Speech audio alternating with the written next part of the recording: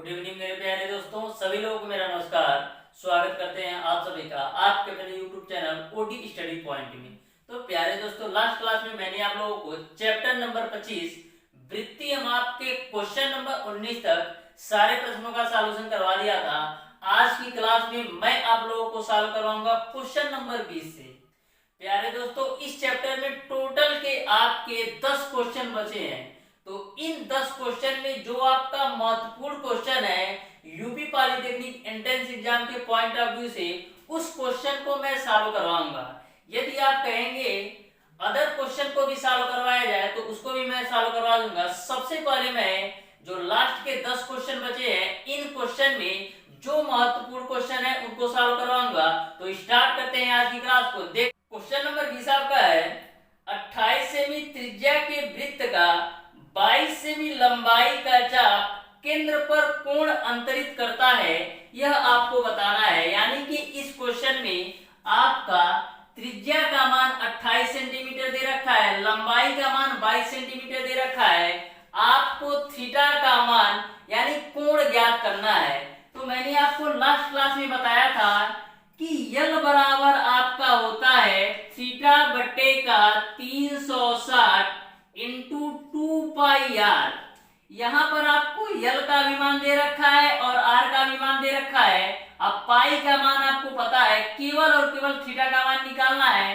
तो सॉल्व कर लेते हैं। यल का मान आपका है 22 सेंटीमीटर बराबर थीटा बटे का 360 गुणे आपका हो जाएगा 2, पाई का मान रख देते हैं 22 बट्टे का 7 गुणे आर का मान आपको पता है 28 सेंटीमीटर। अब देखिएगा, ए आपका 22 से 22 कैंसिल, यहाँ पर आपका 7 से काटेंगे तो 7 चौका आपका हो जाएगा 28। अब देखिएगा थीटा बराबर आपका क्या हो जाएगा, थीटा बराबर आपका हो जाएगा 360 और 4 गुना 8 आपका नीचे चला आएगा तो 8 से भाग कर दीजिए। तो देखिएगा 8 चौक 32 होगा, बचेगा 4 और 0, 8 बचे 40 होगा। यानी कि जो थीटा का मान होगा वो आपका 45 डिग्री हो जाएगा। इस तरीके से इस क्वेश्चन का जो आंसर होगा वो आपका ऑप्शन नंबर सी सही हो जाएगा। अब देखिएगा क्वेश्चन नंबर 21। क्वेश्चन नंबर 21 आपका है दो समबाहुभुजों के कोणों में 3:2 का अनुपात है। पहले बहुभुज की भुजाएं दूसरे बहुभुज की भुजाओं की दोगुनी है, बहुभुज में भुजाएं हैं, यह आपको बताना है। तो ध्यान से क्वेश्चन को समझिएगा। बोला गया है कि दो समबाहुभुजों के जो कोणों में संबंध है वो आपका 3 संबंधे 2 दे रखा है। तो मैं मान लेता हूं कि पहले समबाहुभुज का जो कोण है वो आपका है θ1 और दूसरे समबाहुभुज का जो कोण है वो आपका है θ2। बोला है कि दोनों समबाहुभुजों के जो कोणों में संबंध है वो आपका है 3:2 का। यहां तक आपको बात क्लियर समझ में आ रही होगी। मैंने मान लिया कि पहले समबाहुभुज का जो कोण है वो आपका θ1 है और दूसरे समबाहुभुज का कोण जो है वो θ2। इन दोनों में जो संबंध दे रखा है 3 संबंधे 2 का दे रखा है। फिर क्वेश्चन में बोला गया है कि जो पहले समबाहुभुज में भुजाओं की संख्या है वह दूसरे समबाहुभुज के भुजाओं की संख्या से दोगुनी है। तो मैं मान लेता हूं कि पहले समबाहुभुज में भुजाओं की संख्या आपका n1 है, पहले समबाहुभुज में भुजाओं की संख्या आपका n1 है और दूसरे समबाहुभुज में भुजाओं की संख्या आपका n2 है। क्वेश्चन में बोला गया है कि पहले समबाहुभुज की जो भुजा है, जो भुजाओं की संख्या है वह दूसरे समबाहुभुज के भुजाओं की संख्या से दोगुनी है। यानी कि यदि इसमें भुजाओं की संख्या x होगी तो इसमें आपका 2x हो जाएगा। यहां तक आपको क्लियर है। आपको पता है कि थीटा बराबर आपका क्या होता है, किसी भी समबाहुभुज के आंतरिक कोण यानी थीटा बराबर आपका होता है 2n-4 इंटू का 90 डिग्री डिवाइडेड बाई n होता है। तो यहाँ पर आपका कोणों का संबंध आपस में दे रखा है अनुपात के रूप में।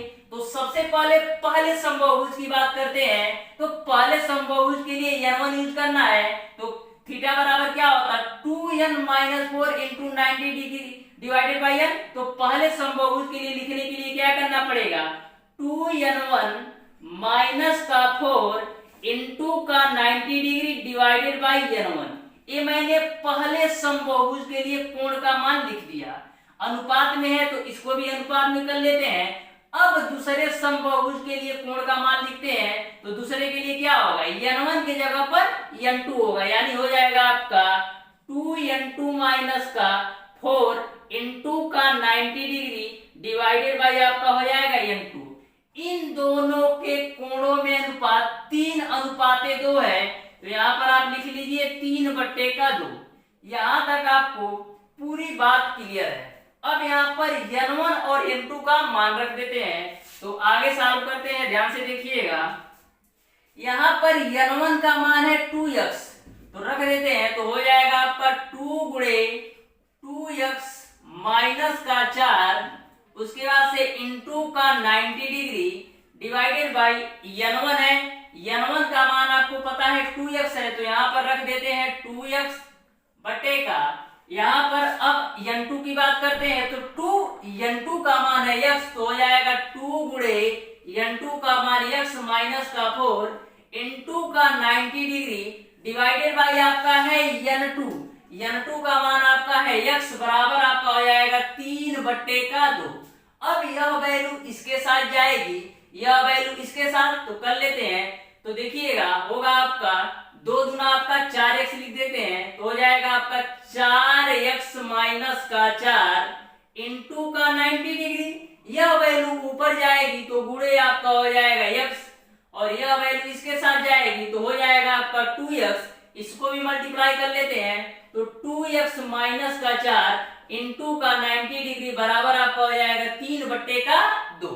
यहाँ पर 90 डिग्री से 90 डिग्री, x से आपका x कैंसिल, 2 से आपका 2 कैंसिल। यहाँ से देखिए आपका क्या बचा 4x माइनस का 4 आपका ऊपर बचा, नीचे आपको मिलेगा 2x माइनस का 4, और इस साइड आपको मिलेगा केवल 3/1, क्योंकि 2 आपका कैंसिल हो चुका है। अब क्रॉस मल्टीप्लाई कर लीजिए, तो क्रॉस मल्टीप्लाई करते हैं तो मिलेगा आपको 4x माइनस का 4 बराबर 3 का गुणा करेंगे तो 3 दूना 6x माइनस का 12। अब देखिएगा 6x में से 4x घटाएंगे तो मिलेगा आपको 2x, और देखिए ये आपका -12 इधर आएगा तो हो जाएगा प्लस का 12 माइनस 4, यानी कि आपको मिल जाएगा 2x बराबर आपका क्या हो जाएगा 12 में से 4 घटाएंगे तो मिलेगा आपको 8, यानी x की वैल्यू आपको मिल गई 4। x की वैल्यू आपको 4 मिल गई। आपको बताना है भुजाओं की संख्या क्या हो गई। तो n1 को मैंने माना था 2x और n2 को मैंने माना था x, तो यहाँ पर n2 का मान आपका क्या आ जाएगा 4, और n1 का मान निकाल लीजिए 2 गुणे x का मान 4 यानी कि 8, यानी कि भुजाओं की संख्या 4 और 8 हो गई। यही आपका आंसर हो जाएगा। इस तरीके से इस क्वेश्चन का जो आंसर होगा वो आपका ऑप्शन नंबर सी सही हो जाएगा। अब देखिएगा क्वेश्चन नंबर 22। क्वेश्चन नंबर 22 आपका है 3π/4 रेडियन का अंशों में मान होगा, यह आपको बताना है।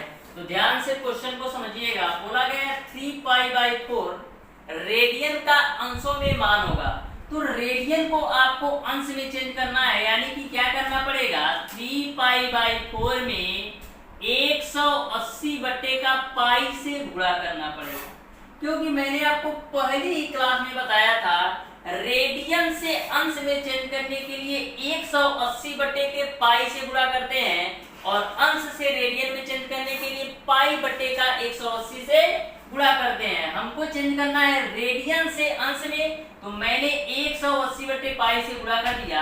पाई से आपका पाई कैंसिल, 4 से काटेंगे तो 4 चौक 16, 4 पचे 20, यानी मिलेगा आपको 3 गुणे का 45, 45 गुणे 3 आपका होता है 135 डिग्री, यानी कि 3π/4 का अंश में जो मान होगा 135 डिग्री होगा। इस तरीके से आपका जो आंसर होगा वो आपका ऑप्शन नंबर सी सही हो जाएगा। अब देखिएगा नेक्स्ट क्वेश्चन। क्वेश्चन नंबर 23 आपका है किसी घड़ी की सुइयां प्रत्येक 64 मिनट में संपाती होती हैं। 24 घंटे बाद घड़ी द्वारा दर्शाए गए समय में त्रुटि होगी। तो ध्यान से क्वेश्चन को समझिएगा। बोला गया है कि किसी घड़ी में सुइयां 64 मिनट बाद संपाती होती हैं, लेकिन एक्चुअल में अगर देखा जाए तो घड़ी की सुइयां जो होती हैं वो आपका 65 सही 5/11 मिनट संपाती होती हैं। लेकिन क्वेश्चन में बोला गया है कि 64 मिनट बाद संपाती होती है।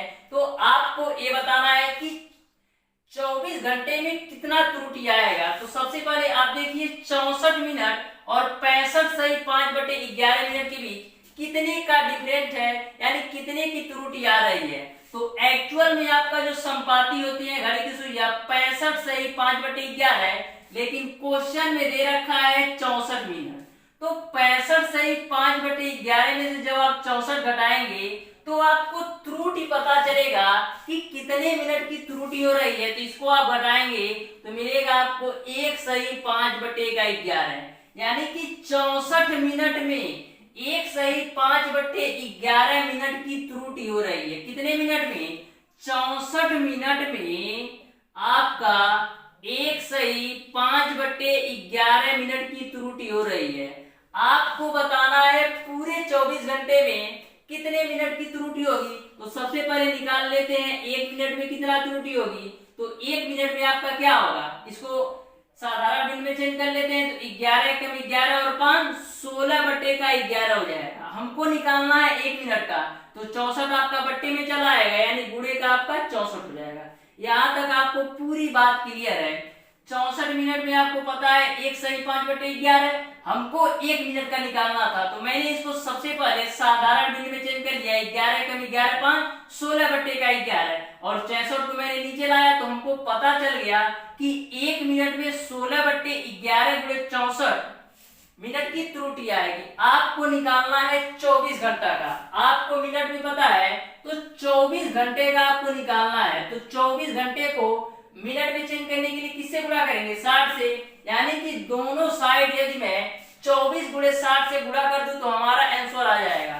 तो इधर भी हम क्या करते हैं 24 गुणे का 60 कर देते हैं और इधर भी हम 24 गुणे का 60 कर देते हैं। तो हमको पता चल जाएगा कि 24 घंटे में कितनी त्रुटि आएगी।